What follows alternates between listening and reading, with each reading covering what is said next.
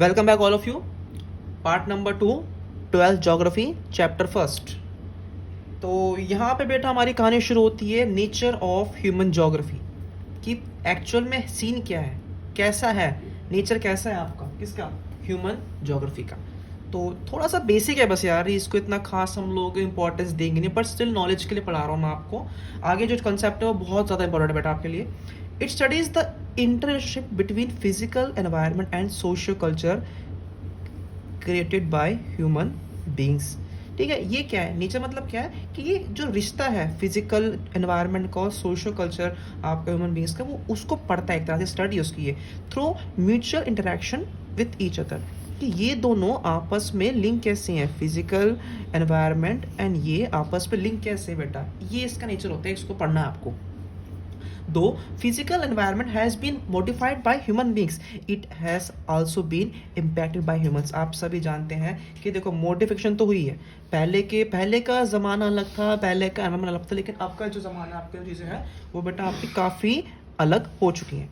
With the help of technology, आप सभी जानते हैं बेटा कि टेक्नोलॉजी के माध्यम से ज्योग्राफी पहले के मुकाबले अब बहुत अलग हो चुकी है, बहुत डिफरेंट है, यही पढ़ेंगे हम लोग आज। Man interacts with his environment, human being is directly dependent on nature for resources.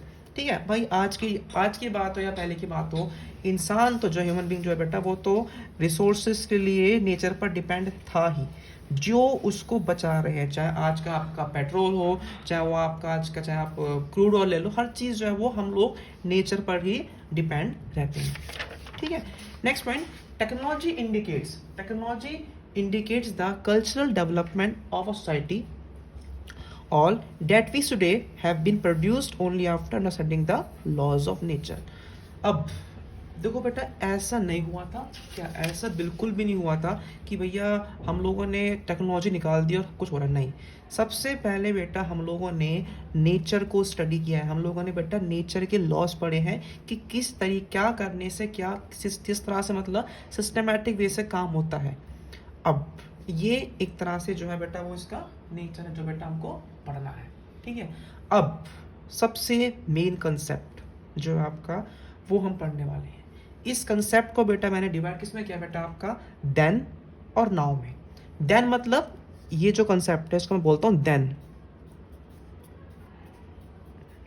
यानी कि उस समय, नेचुरल रिलेशंस ऑफ ह्यूमंस। ठीक है, अगर हम पहले की बात करते हैं, in the early stages human were greatly influenced by natural environment. अगर हम अर्ली स्टेज की बात करें, बहुत पहले की बात करें, जो एक व्यक्ति था, जो एक इंसान था, वो आपका प्राकृतिक पर्यावरण से काफ़ी इन्फ्लुएंस था, मतलब उसको वहाँ से काफ़ी कुछ मिलता था। Even now in some societies they are directly independent on nature for resources which sustain them। ठीक है, आज की बात भी करो, आज भी जैसे आपका अंडमान निकोबार क्षेत्रों के अंदर बेटा उनको टेक्नोलॉजी से कोई मतलब ही नहीं है, वो किस पे डिपेंड है, वो बेटा आज भी किस पे डिपेंड रहते हैं, आपके एनवायरनमेंट पे। In such societies the physical environment becomes the mother nature. ठीक है, ये प्रकृति को बेटा अपनी माँ कहते हैं, क्यों, क्योंकि इनका जो सारा काम है वो बेटा प्रकृति चलाती है, सारे काम जो बेटा इनके वो प्रकृति ही करवाती है। प्रकृति मीन्स हमारा नेचर। तो ये उस समय की बात थी, और इस समय का जो कॉन्सेप्ट है मेन, उससे हम लोग क्या बोलते हैं, उससे बेटा हम लोग बोलते हैं स्टेट ऑफ नेसेसिटी, यानी कि ज़रूरत, जब इंसान को थी ज़रूरत, इंसान ने तभी उस समय नेचर से लिया। आज की तरह नहीं कि ज़रूरत है तब भी आ रहा है, नहीं है तब भी आ रहा है। तो स्टेट ऑफ नेसेसिटी ये उस समय की बात है। अभी का जो सीन है बेटा हम पढ़ेंगे आगे। सो अब ये जो हमने पढ़ा कि इंसान प्रकृति की तरफ जा रहा है, प्रकृति से सामान ले रहा है, उसको यूज़ कर रहा है, उस समय की बात पे। So this type of interaction between the man, ये जो तालमेल था किसके बीच में, एक इंसान के बीच में, and the strong forces of nature, जो प्रकृति के बीच में जो भी इंटरेक्शन था, इसको हम लोगों ने बेटा क्या बोला, एनवायरमेंटल डिटर्मिनेशन।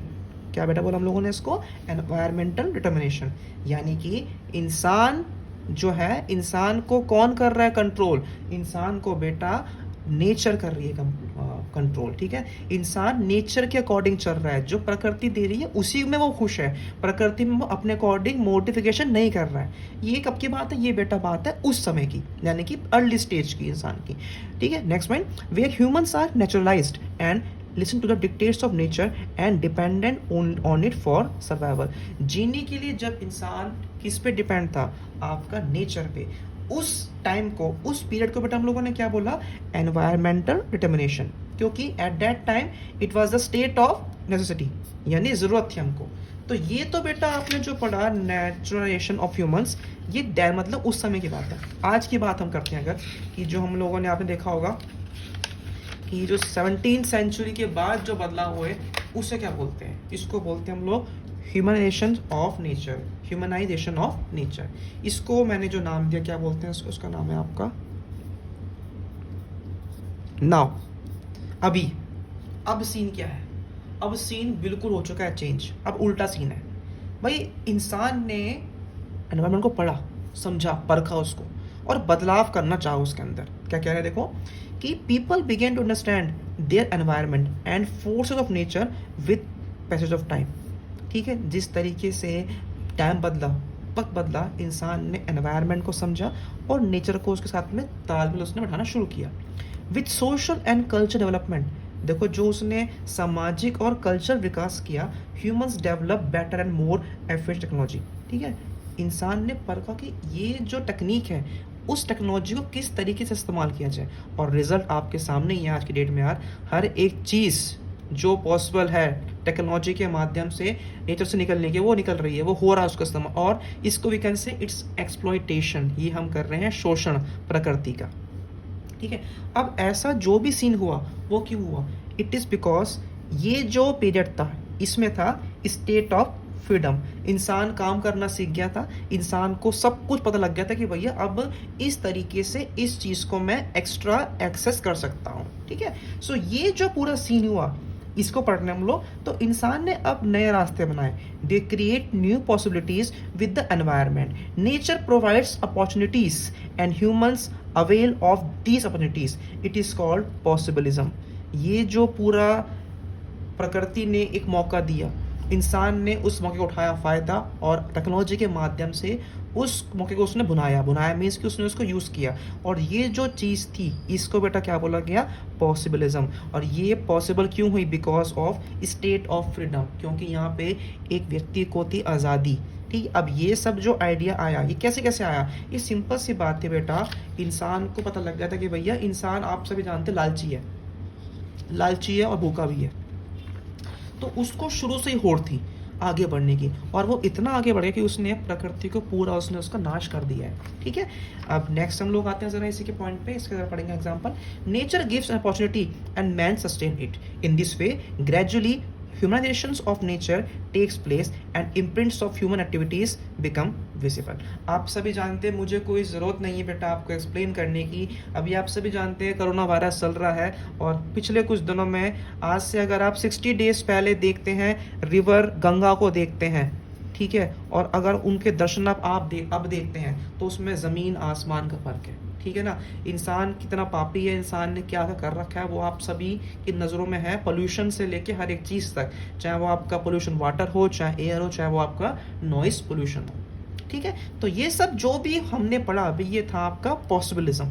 ठीक है, अब इसके अगर हम एग्जांपल देखें तो क्या है, for example understanding of concepts of friction and heat. हम लोगों ने फ्रिक्शन और हीट के कंसेप्ट को समझ के हम लोगों ने फायर को डिस्कवरी की, हम लोगों ने एरोडायनेमिक्स के कंसेप्ट को समझ के हम लोगों ने फास्ट प्लेन्स को डेवलप किया। तो ये सब एग्जाम्पल शो करते हैं कि इंसान ने किस तरीके से टेक्नोलॉजी का इस्तेमाल करके नेचर से हर एक चीज़ को बना दिया पॉसिबल। ठीक है बेटा, तो ये जो आपने दो कंसेप्ट पढ़े बेटा, ये आपके लिए बहुत ही ज़रूरी है, बहुत ही आपके लिए पढ़ने की एग्जाम में पूछ सकते हैं आपसे। अब ऐसा तो बिल्कुल भी नहीं है कि इंसान हमेशा ही डिपेंड रहे नेचर पे, और ऐसा पॉसिबल भी नहीं है कि इंसान नेचर को एक्सप्लॉइट ही कर दे। तो इन दोनों के एक बीच का रास्ता क्या होना चाहिए, ये हम बेटा पढ़ेंगे अपनी नेक्स्ट वीडियो में।